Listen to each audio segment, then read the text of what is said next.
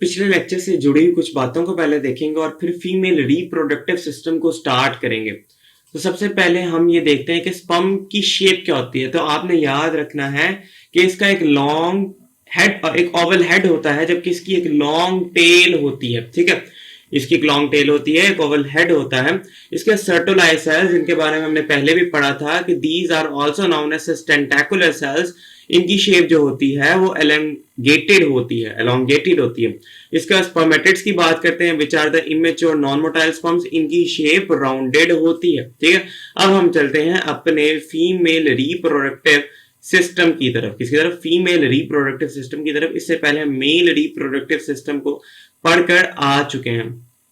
अच्छा, जो female reproductive system है वो कुछ इस तरह का दिखता है, जिसमें एक ये जो आपको बालाई हिस्सा नजर आ रहा है, ये वाला, ये फंडस कहते हैं इसको, फंडस कहते हैं।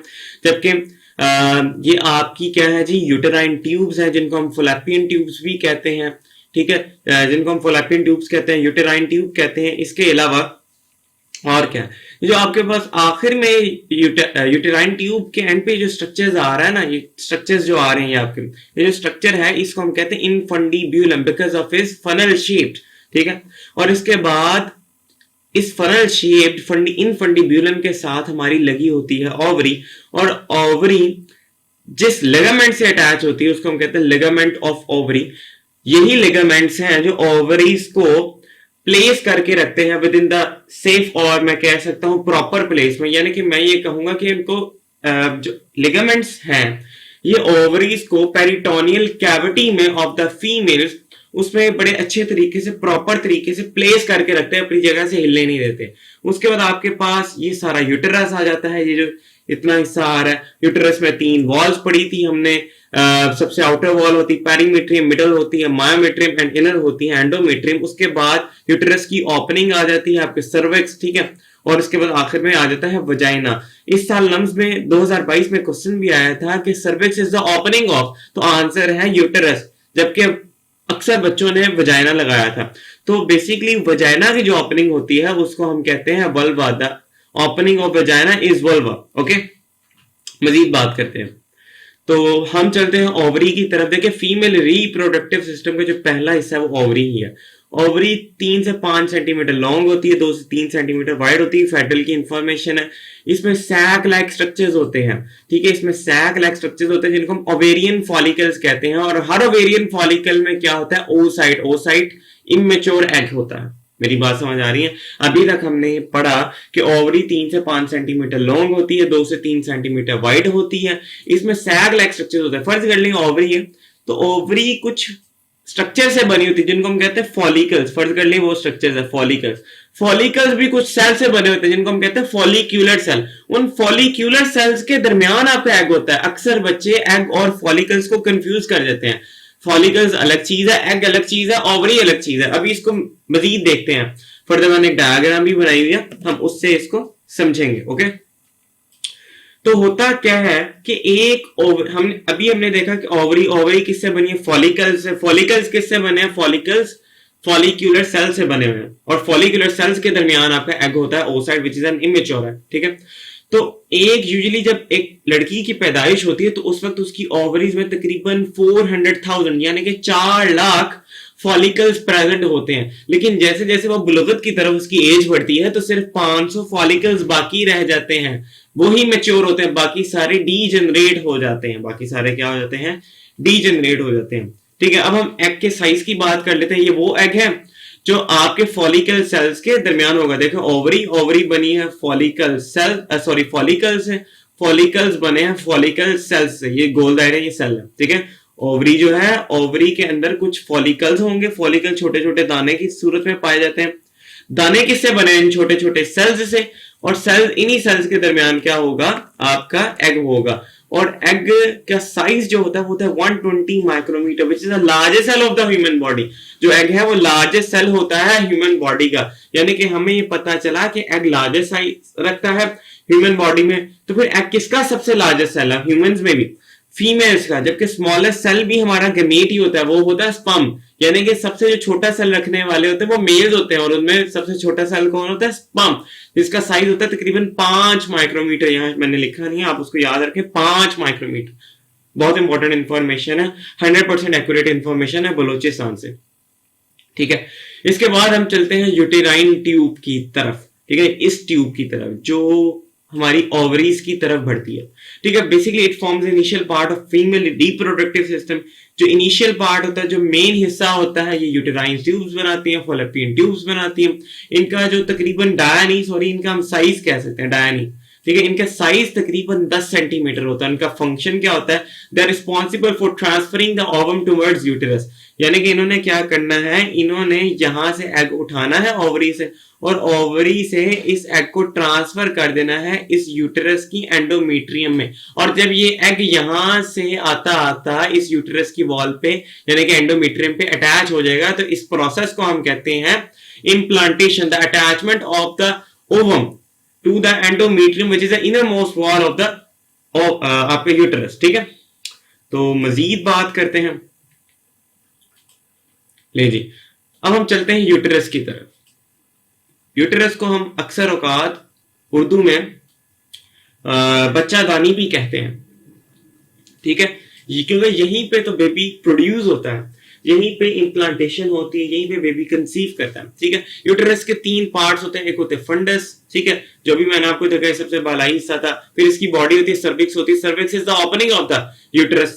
यूटेरस को वॉर्म भी कहते हैं, एक हॉलो मस्कुलर ऑर्गन होता है, इलास्टिक होता है, पियर शेप का होता है। इसका तकरीबन जो साइज होता है वो होता है तकरीबन 7.5 सेंटीमीटर। इसका साइज कितना होता है? 7.5 सेंटीमीटर। ठीक है, और वॉल ऑफ यूटेरस अभी हमने देखा कि पेरीमीट्रियम आउटर मोस्ट वॉल होती है, फिर मायोमेट्रियम मिडल मोस्ट वॉल होती है, इसके बाद इनर मोस्ट वॉल होती है आपकी एंडोमेट्रियम, मायोमेट्रियम मस्कुलर वॉल होती है। ठीक है, इसके फंक्शन क्या है? ये रिसीव करेगा एग को रिटीन करेगा, उसको अपने पास रखे, उसकी नरिशमेंट करेगा, नर्चरिंग करेगा, ताकि बेबी की प्रोडक्शन हो सके। ठीक है, इसके बाद हम वजाइना की तरफ चलते हैं। ओपनिंग ऑफ वजाइना वल्वा कहते हैं, 8 से 10 सेंटीमीटर लॉन्ग ट्यूब होती है ये।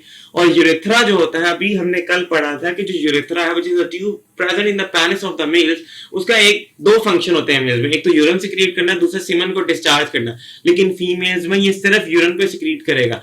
और जो फीमेल्स में यूरेथ्रा होता है वो वजाइना की एंटीरियर सामने वाली वॉल में लगा होता है। ठीक है, ये बहुत इंपॉर्टेंट है, आपने बातें याद रखनी है। इसी तरह ये मैंने पहले लिख दिया कि ओपनिंग है सर्विक्स, यूटेरस की ओपनिंग क्या है? सर्विक्स। अब हम चलते हैं फीमेल रिप्रोडक्टिव साइकिल की तरफ, जो आम आज का टॉपिक है। देखें, हमारी जितनी भी बॉडी है, जितने भी उसमें प्रोसेस हो रहे हैं, जितने भी उसमें फंक्शंस परफॉर्म हो रहे हैं, सारे ही किसकी बदौलत हो रहे हैं? हमारे एंडोक्राइन सिस्टम की तरफ। बेसिकली एंडोक्राइन सिस्टम ही तो सिग्नलिंग का काम कर रहा है। फर्ज कर लीजिए आपकी वही ओवरी है, कौन सी ओवरी? जो अभी मैंने आपको दिखाई थी, एक बार फिर दिखा देता हूं। फर्ज कर लें ये वाली ओवरी आपकी, ये जो ओवरी, इसको मैंने यहाँ पे रीड्रॉ कर दिया है। इसको मैंने क्या किया है?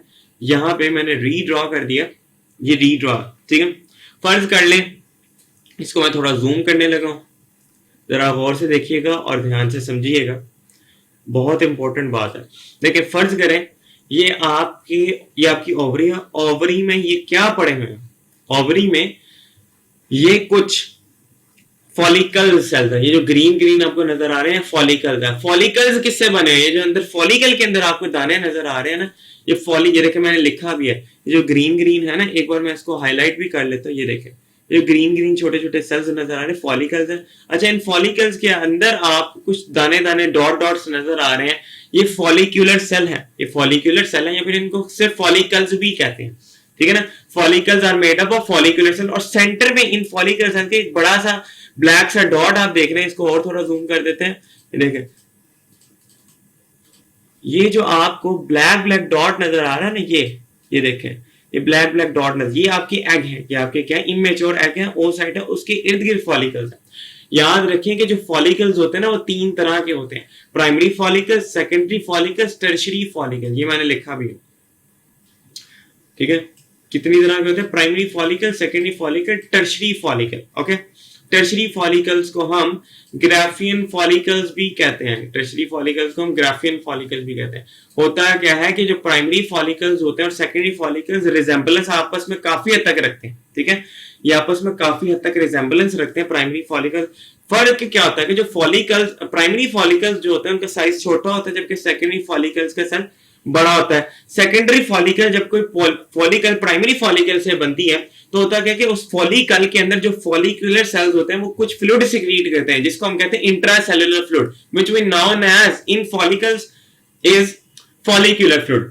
उस इंट्रासेल्युलर फ्लूइड को फॉलिकल्स में फॉलिकुलर फ्लूइड कहा जाता है। यानी कि सेकेंडरी फॉलिकल्स में फॉलिकुलर फ्लूइड सिक्रीट होना शुरू हो जाता है और टर्शरी फॉलिकल्स में ये फ्लूइड काफी हद तक सिक्रीट हो जाता है और आपके फॉलिकल्स जो होते हैं वो स्वेलो हो जाती है, काफी बड़ी हो जाती है, जिनको हम ग्राफियन फॉलिकल्स कहते हैं, which is filled with the fluid known as follicular fluid.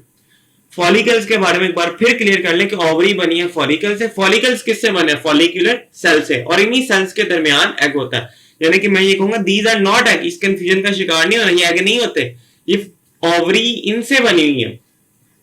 यूं समझ लें कि स्ट्रक्चरल यूनिट है ये ओवरी के। They contain egg, they are not egg, they contain egg. और ये किससे बने होते हैं? फॉलिकल सेल से या फिर फॉलिकुलर सेल से।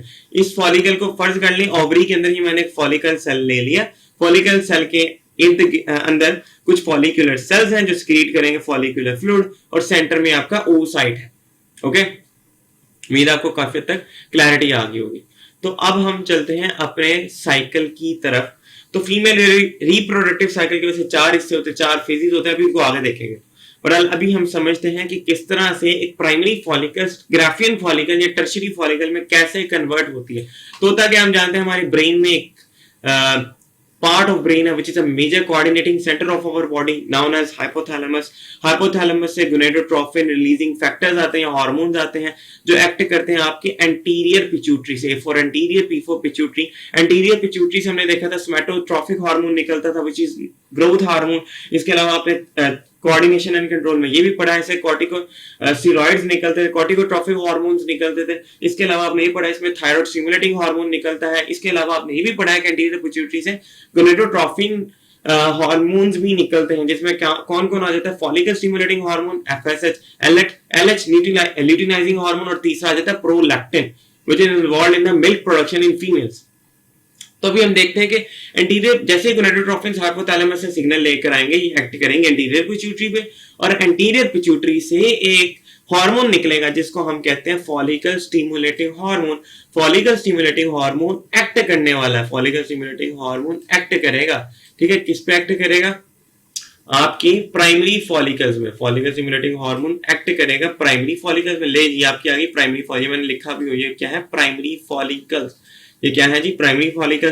प्राइमरी फॉलिकल स्टिमुलेटिंग हार्मोन का काम क्या है कि ये प्राइमरी फॉलिकल्स की डेवलपमेंट शुरू करवा देगा टुवर्ड्स सेकेंडरी फॉलिकल। यानी कि मैं ये कहूंगा कि primary follicles begin to develop, one follicle is selected known as recruited follicle, known as selected follicle फर्ज कर लें, and while all of the follicles are degenerated through the process of follicle atresia. होता क्या है कि देखे ना, जो फॉलिकल्स होती है हम जानते हैं कि एक मंथ में एक मेंस्ट्रुअल साइकिल में एक एग ही रिलीज होता है ओवरी से। तो यानी कि मैं ये कहूंगा कि फिर एक फॉलिकल को सिलेक्ट किया जाएगा जो बाकियों पर गालिब आ जाएगी, और उसी फॉलिकल की रप्चरिंग से फिर एग रिलीज होगा, ठीक है ना। तो असल में होता क्या है कि कंपटीशन स्टार्ट हो जाता है फॉलिकल्स में। वन फॉलिकल इज सिलेक्टेड, एक फॉलिकल को सिलेक्ट किया जाता है which is known as recruited follicle. इधर हो सकता है मैंने स्पेलिंग भी लिखी हूं, पर आप याद रखें रिक्रूटेड फॉलिकल सिलेक्टेड फॉलिकल को कहते हैं, while the other follicles are degenerated through the process of follicle atresia। फर्ज कर लें ये वही सिलेक्टेड फॉलिकल है, और ये प्राइमरी, इसके अंदर क्या है? Primary oocyte। और ये बेसिकली अभी कौन सी फॉलिकल है? ये सेकेंडरी फॉलिकल। ये क्या है? Secondary follicle. इसका साइज अगर आप देखें इस वाली फॉलिकल का, इस वाली फॉलिकल का, तो ये प्राइमरी फॉलिकल से बने। Secondary follicle basically primary secondary में फर्क क्या है कि जो प्राइमरी फॉलिकल्स होते हैं वो oogoनियम रखते हैं, सेकेंडरी फॉलिकल प्राइमरी oocyte रखते हैं, वो डेवलपमेंट हो रही होती है ना। और जबकि टर्शरी फॉलिकल्स जब आते हैं तो अपने सेकेंडरी oocyte रखते हैं। बेसिकली जो oocyte है उसकी प्राइमरी सेकेंडरी स्टेट की बुनियाद पे हम फॉलिकल्स को क्लासिफाई करें प्राइमरी सेकेंडरी। दोबारा याद रख लें कि प्राइमरी फॉलिकल्स में oogoनियम होगा, सेकेंडरी फॉलिकल्स में प्राइमरी oocyte में आपकी सेकेंडरी फॉलिकल्स में प्राइमरी ओसाइट होगा, जबकि टर्शियरी फॉलिकल्स में सेकेंडरी ओसाइट होगा। यहां तक समझ आता है? तो बहरहाल डेवलपमेंट शुरू होगी एफएसएच से, सेकेंडरी फॉलिकल बन गया। सेकेंडरी फॉलिकल के अंदर क्या होता है जी? प्राइमरी ओसाइट होता है। जिस तरह से एफएसएच बढ़ेगा तो ये ओवरीज बेसिकली डेवलप हो रही है। एफएसएच का काम क्या है? ओवरीज को डेवलप करवाना। जैसे ही एफएसएच बढ़ेगा तो एफएसएच सिग्नल देगा इन ओवरीज को कि एक हार्मोन सिक्रीट करें जिसे हम एस्ट्रोजन के नाम से जानते हैं। जिसे हम किसके नाम से जानते हैं जी? एस्ट्रोजन के नाम से। मेरी बात समझ आ रही?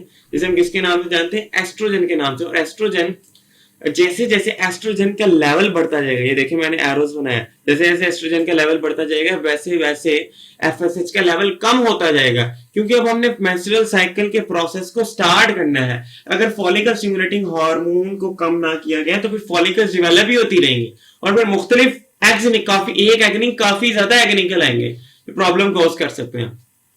ठीक है, तो एक एग अल्लाह ताला ने निकालना है, क्योंकि हर औरत की भी तो एक कैपेसिटी है ना बेबी को बर्थ देने की।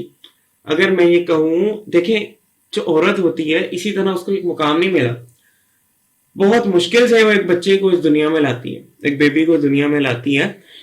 अगर यही कोई 5-6 हजार फर्ज कर लें, या 5,000 नहीं, मैं कहता हूँ कि 10 बार ही एग्स आ जाए, सारे फर्टिलाइज भी हो जाए, तो सोचो उस औरत को कितनी तकलीफ होगी इतने ज्यादा बच्चे पैदा करने के दौरान।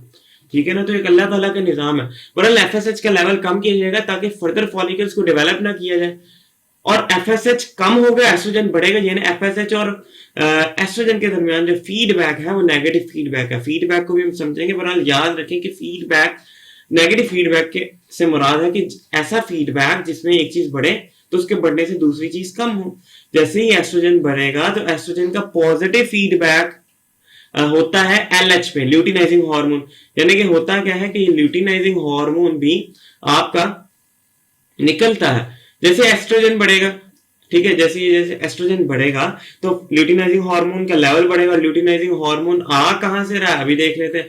ल्यूटिनाइजिंग हार्मोन भी आपका एंटीरियर पिट्यूटरी से आएगा। ठीक है, और फिर जैसे ये आएगा ये एक्ट कर देगा आपके टर्शरी फॉलिकल में, जो सेकेंडरी फॉलिकल कन्वर्ट होगी ना टर्शरी फॉलिकल, उस पर एक्ट करेगा and it causes rupturing of the follicles resulting in the formation of the corpus luteum. ये जो रप्चर्ड फॉलिकल्स बने, ये जो ब्लू ब्लू है ये फ्लूइड है, ये जो रप्चर्ड फॉलिकल्स बने इनको हम कहते हैं कॉर्पस ल्यूटियम। जबकि एग रिलीज हो गया सेकेंडरी ओसाइट, यानी कि मैं ये कहूंगा the egg is release in the form of secondary oocyte. बहुत ही इंपॉर्टेंट एमसीक्यू। ठीक है, क्लियर हो गया आपको यहां तक। और रप्चरिंग ऑफ फॉलिकल्स, ये मैं कहूंगा release of the ovum from the ruptured follicles, या हम कह सकते हैं फॉलिकल्स, इसको हम क्या कहते हैं? ओवुलेशन। और ओवुलेशन के लिए मेनली कौन रिस्पॉन्सिबल? Luteinizing hormone. ये भी बहुत इंपॉर्टेंट बात है। ठीक है, एफएसएच और एस्ट्रोजन के दरमियान नेगेटिव फीडबैक, एस्ट्रोजन और एलएच के दरमियान पॉजिटिव फीडबैक। तो यहां तक हमारा अच्छा। अब हम देखते हैं ये जो एग रिलीज हुआ है, इस एग को मैं जरा दोबारा यहां पर बना रहा हूं। ये वो एग है, फर्ज कर ली वही सेकेंडरी ओसाइट है। सेकेंडरी ओसाइट के इर्द गिर्द एक लेयर होती है ग्लाइकोप्रोटीन्स की। ये ब्लू सी जो लेयर बना है इसको हम कहते हैं जूना पैलोसिडा। इसको हम कहते हैं जूना पैलोसिडा, प्रोटेक्टिव लेयर्स है। इस जूना पैलोसिडा के इर्द गिर्द कुछ प्रोटेक्टिव सेलुलर लेयर्स होती हैं, ये फॉलिक्यूलर सेल्स ही बनी होती है। उसको हम कहते हैं कोरोना रेडिएटा। उसको हम क्या कहते हैं? Corona radiata. क्लियर है यहां तक? अच्छा, एक एमसीक्यू मैंने लिखा, अभी आप इसको याद रखिएगा, अभी इसको हम क्लियर भी कर लेते हैं कि during gametogenesis each gamete divide twice, कि हर गेमेटोजेनेसिस चाहे स्पर्मोजेनेसिस हो चाहे ओजेनेसिस हो, तो हर गेमेट कितनी बार डिवाइड होगा? 2 बार डिवाइड होगा।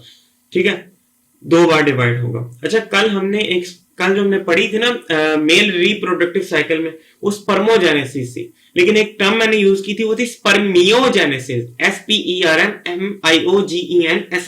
ठीक है, स्पर्मियोजेनेसिस।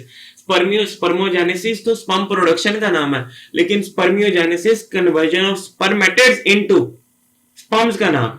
ठीक है, आई होप यहां तक आपको बहुत अच्छे से क्लियर हो गया होगा।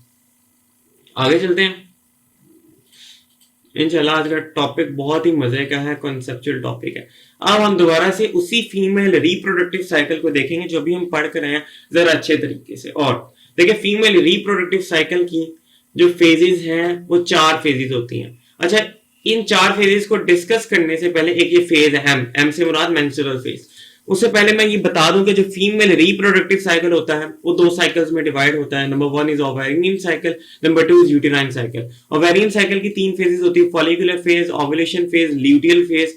और यूटेराइन साइकिल की तीन फेजेस होती है, मेंस्ट्रुअल फेज, सेक्रेटरी फेज, जिसको हम पोस्ट ओवुलेटरी फेज भी कहते हैं, और एक और फेज भी होती है number one is menstrual phase, number two is proliferatory phase, जिसको हम प्री ओवुलेटरी फेज कहते हैं, number three is post ovulatory phase.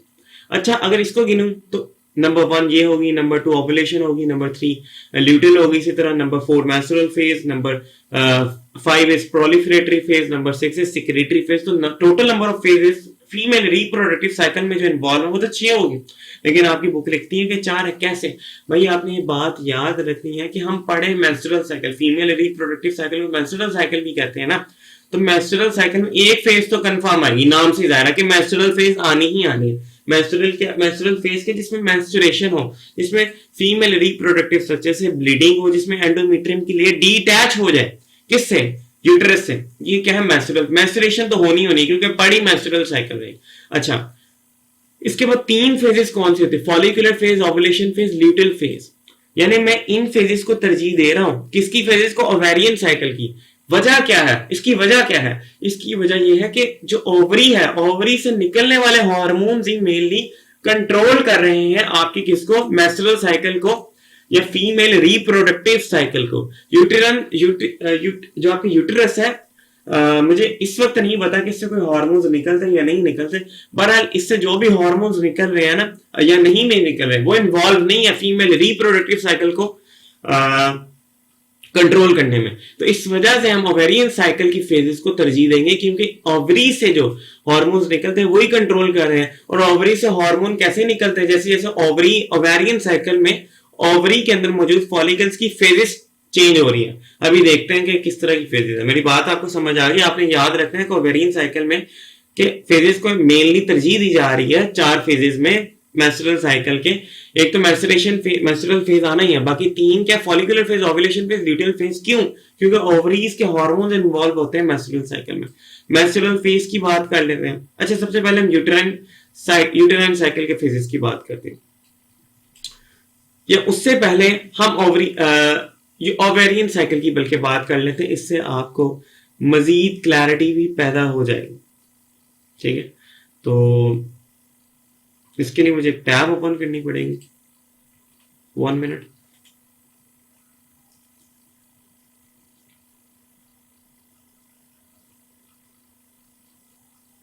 अगर आपको किसी भी किस्म का क्वेश्चन है तो डिस्क्रिप्शन में मेरी इंस्टा की आईडी है, आप उससे कुछ भी पूछ सकते हैं। मैं इंशाल्लाह पूरी कोशिश करूंगा कि आपको जवाब दे सकूं।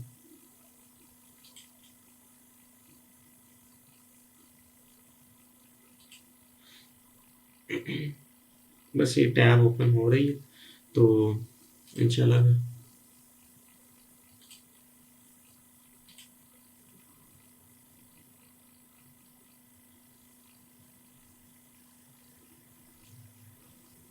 ले जी।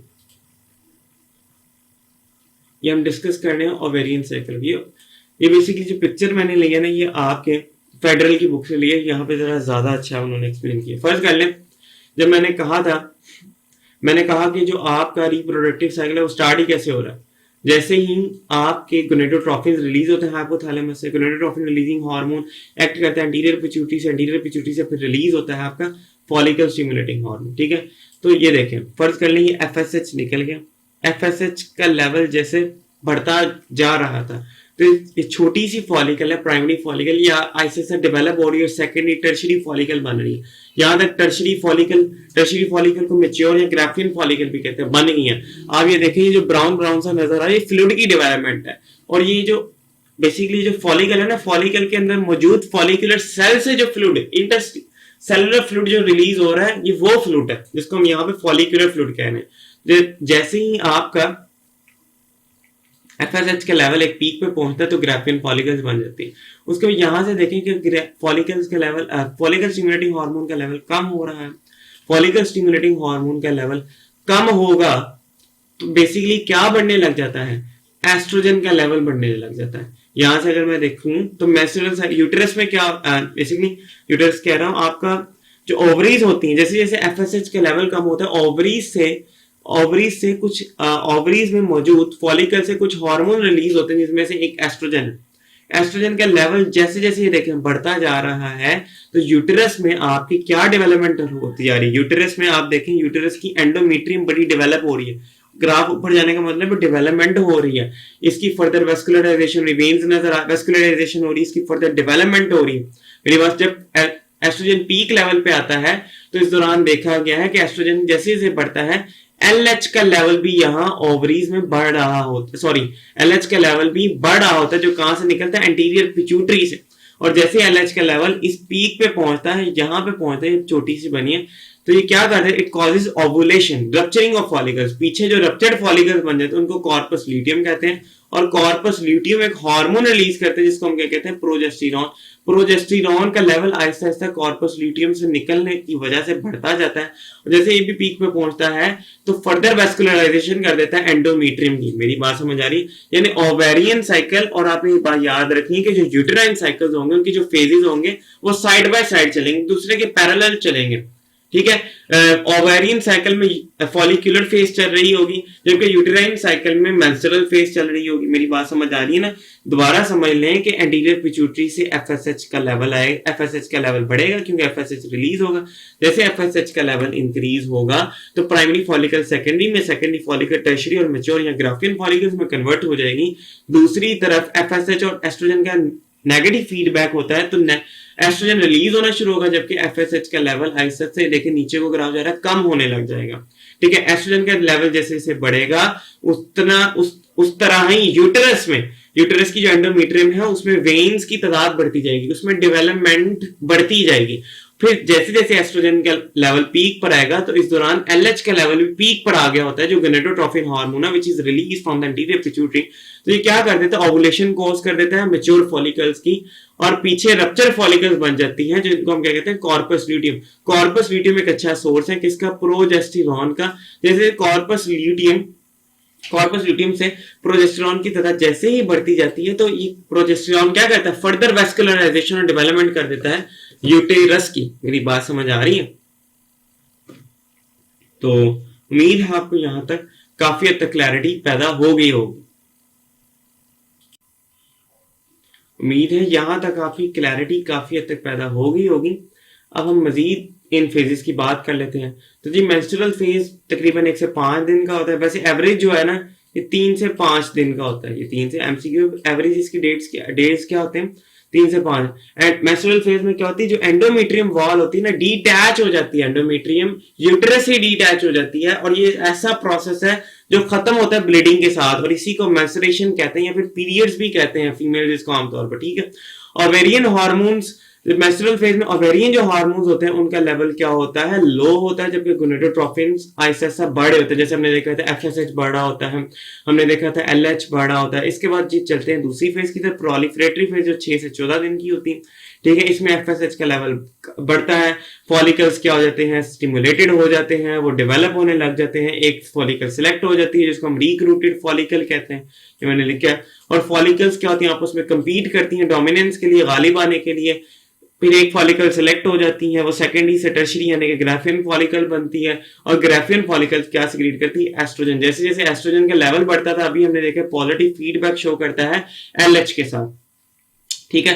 प्रोलिफरेटरी फेज में सर्विक्स से एक म्यूकस सिक्रीट होता है। देखिए सर्विक्स अभी मैंने आपको दिखाया, सर्विक्स ओपनिंग है किसकी, ये सर्विक्स है, ये जो दो निशान से आपको नजर आ रहे हैं ना, यूटेरस की ओपनिंग है। यहां से एक म्यूकस क्रिएट होता है जो आमतौर पर थिक होता है और आपका स्टिकी होता है। लेकिन जो ही आपका मेंस्ट्रुअल प्रोलिफरेटरी फेज आती है आपकी यूटेराइन साइकिल की, तो होता क्या है कि स्टिकी भी ये थिन हो जाता है और क्रिस्टलाइन हो, मतलब अपनी खास शेप ले लेता है। इसकी वजह क्या है कि स्पर्म को गुजरने में आसानी हो for the purpose of fertilisation, ठीक है। प्रोलिफरेटरी फेज को प्री ओवुलेटरी फेज भी कहा जाता है, अपने याद रखें। इसके बाद सेक्रेटरी फेज 15 से 28 दिन की होती है। इसमें क्या होता है, endometrium prepares itself for the implantation. Endometrium attachment की एक्ट के साथ अपने अटैचमेंट के लिए एक्ट की अपने आप को प्रिपेयर करती हैं। इसके अलावा क्या होता है, प्रोजेस्टेरॉन का लेवल बढ़ जाता है क्योंकि हमारे पास कॉर्पस ल्यूटियम वजूद में आ गया होता है। कॉर्पस ल्यूटियम कब आता था? कॉर्पस ल्यूटियम तो बेसिकली आपका तभी वजूद में आ जाता है ना जब ओवुलेशन होती है। और ओवुलेशन कहां पर हो रही थी? जब एलएच रिलीज होता है। और एलएच किस फेज में रिलीज होता है? प्रोलिफरेटरी फेज में।